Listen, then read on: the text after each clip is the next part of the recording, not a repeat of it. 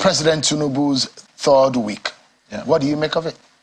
Well, first of all, he made some early moves that one could look at and feel a little bit excited to say that his posture suggests that he wants good governance. However, there are so many things that you can puncture from that. For example, some of the acts of number 16, I call him, are not unifying in nature. Let me start with the Democracy Day speech.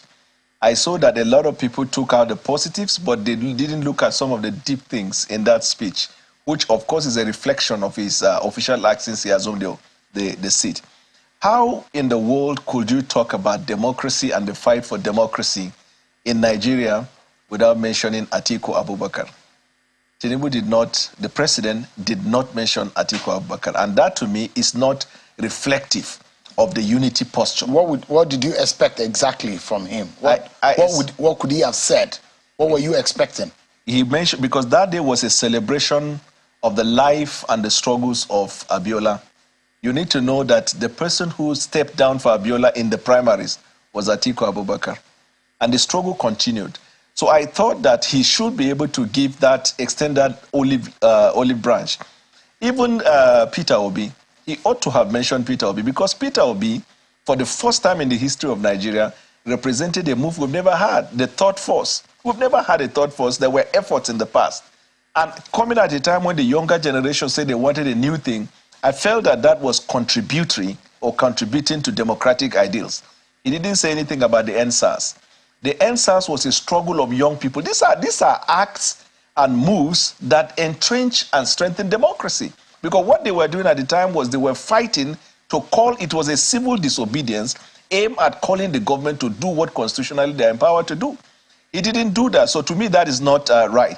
And then secondly, if you look at some of the subliminal threats to the judiciary in that speech, to me, I feel it does not promote the integrity of democracy and the rule of law. When you are saying that orders that are tended to subvert democracy will not be tolerated. Order of court, bad or good, stays subsisting until it's overturned. Now, if you are saying that, how do you just suppose that with the many orders that Wiki was getting to twist the party, meanwhile he was going about doing everything, what would be his posture or reaction to that kind of order? We look at that as a subliminal threat to the judiciary when you have a pending case before the judiciary. Then he talked about people who don't celebrate something are not entitled to praise. To me, that speech was not a reflection of a unified Nigeria. Now, the other thing is Section 14 of the Constitution. If you look at subsection 3, it talks about the government of the federation must be run in such a way that it will reflect the principles of federal character, so that there is no dominance of a section or a people of a group in the government. It is clear from the party that this is a religiously biased government. So he needed to do more to convince the Nigerian people. How would you say so? What gives you the impression? It started with the foundation, which is, of course, the ticket. If you look at the appointment made so far, you can see it evident. And there are more appointments. Probably by tomorrow, he will release the one for his essays, and then he will send the names of his cabinet members now that the National Assembly is constituted for confirmation. You would see that. So an all-inclusive government, if you look at Section 14, is fundamental to steer what they call national loyalty. Loyalty is patriotism. For you to be able to command the loyalty of the people, you must commit acts that will be tended towards. Has he done anything wrong in terms of the appointment that he's made so far? He's just done quite a handful. Yes, many more are coming. But what I'm saying is, when you know that fundamentally the constitution of your government is such that it is questioned as one that is religiously biased. Why would you say it's religious? What are the evidence? The evidence is the ticket, which I talked about. And you know, that time I was criticized, but when it came to the election for the post of the Senate president, the same set of people who were criticizing me for that same principle canvassed that, look, we need a religious balance, otherwise it will not protect the unity. Can you elucidate more on where you picked holes on this religious imbalance that you're talking about? My idea is that if you are going to, you see, it's not everything that is stated in the Constitution. The Constitution has a word and it has a spirit. The spirit of the Constitution reflects the words. That's why we are in court sometimes to get the interpretation of the code as regarding the intention of legislatures. If you look at the Constitution from one right to the end, and then you juxtapose that with convention, you will see that all of the times in Nigeria where we had good governance or we have a unified front were those times where the constitution and the oppression of the government and the agencies were such that they reflected. But sometimes it's even hard to blame him because he probably picked it from Buhari, because in Buhari's government, it was the same thing. It was a government that was characterized by nepotism.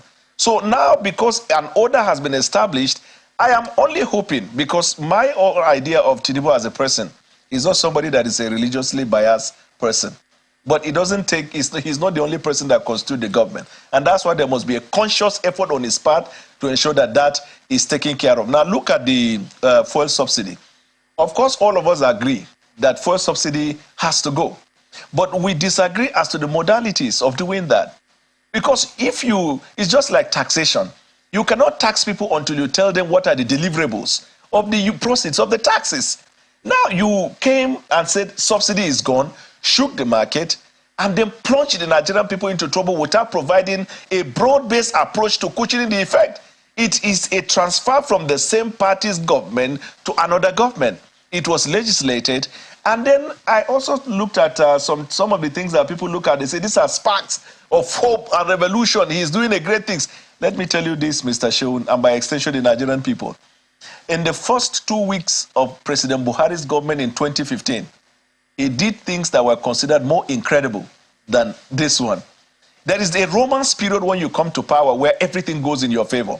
Buhari asked the service chief all to go to Maiduguri. Within a space of 2 to 3 months, they recovered 11 local governments. And because it is understandable, you don't have ministers, so you operate like an emperor. Let there be light, and there is light. The true test of whether you're doing it right or not is when you constitute the government, you have 38 to 40 problems, because the ministers are going to bring the problems of their ministry.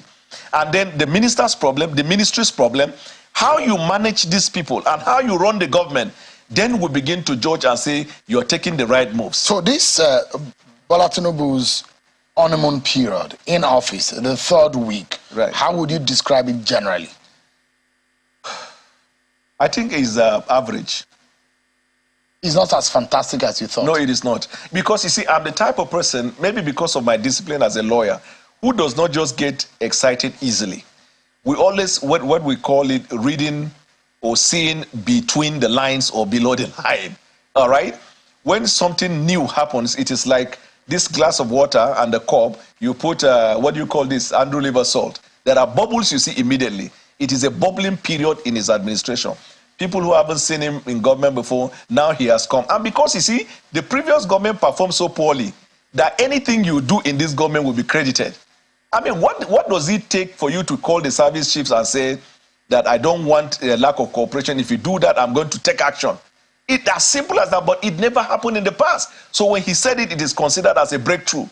The first official action, the first one, and the only one that I know so far, official action was the removal of subsidy, which to me, although subsidy has to go, but the modalities, procedure. He signed the student loan bill into law. One of what he said in the campaigns, that he thinks that people, indigent students, or those who want to go to school, who do not have the money or the wherewithal, should be able to get loan and payable when they get jobs. There are two things there. Number one, the bill was not initiated in his administration. Already prepared, awaiting signature. Buhari could have signed as well. So you don't take that credit for that. But most importantly, the bill itself and the content of the bill, you juxtapose that with the manifesto of the party. Where are they going to get the money to give the loans?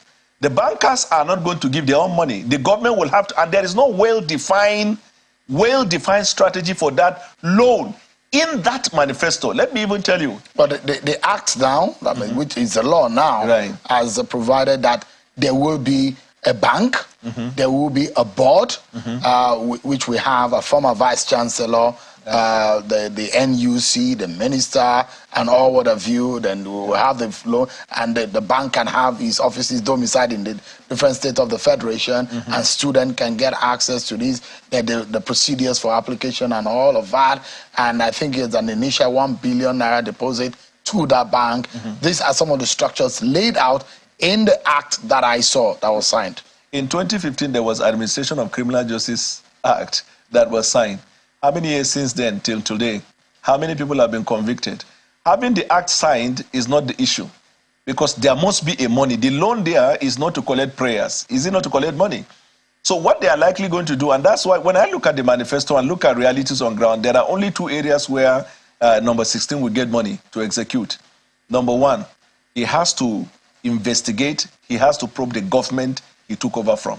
That was what Buhari did. When he took over in 2015, he probed that government and then recovered some money. He has to probe. So Nigerian people will look at whether or not he has the balls to do that. And then number two, they are going to expand the tax net. You are going to see in the coming days where Nigerian people are going to be made to pay more. Because these are the only two areas I feel they can generate money to be able to commence the implementation of some of the things they have in their manifesto. And the idea that you remove fuel subsidy is not Uhuru. It is the administration of the money for the good of the people. Today, there is an announcement coming from the CBN, reportedly that the CBN had told deposit money banks to freely float the naira against the dollar and other international currency. Some will say it's a gradual process in achieving Bwala Tinubu's aim of singularizing the exchange. Right. How do you see that? Again, this is also part of what we had in our manifesto, that we are going to remove this idea of this dual exchange rate, right? But we had what we call the procedure leading to that. So what he did today is fine, but it is like a brother, it's like a twin brother of the removal of fuel subsidy without providing the cushion. Has he engaged the stakeholders to know what exactly is the problem? And by that decision, what are the concomitant effects? The good thing is that we are hearing today that after the arrest of Semefele, that the market is beginning to, show some glimpse of light. And this, double rate that Emefele introduced in Nigeria was meant for corruption and not for the good. So the policy for a free market rate, free market to determine the rate is fine, but whether he has engaged the stakeholder to ensure that we do not have the negative effect is what I don't know. It seems he is more of act before you look at what the problem is. So there are those who have been warning the president to say, look, be careful. Yeah. You've had a good start, seemingly. Don't dent it with the kind of, especially in the area of economy, when it needs to jumpstart and securing this country. Right. Because there's a response from the party to Amnesty International about the security situation in the country. An appointment in those areas would be one thing that a lot of people will keep their eyes on and say, okay, these are very critical. How impactful would those two areas that some people have highlighted, economy and NSA, be on President Tinubu's government? That, in fact, is the lifeline and will either be his success or albatross. The economy and security. Now, with respect to the economy, central bank governor, you must not put a politician as a central bank governor. Minister of the economy, you must not put a politician as a minister of the economy.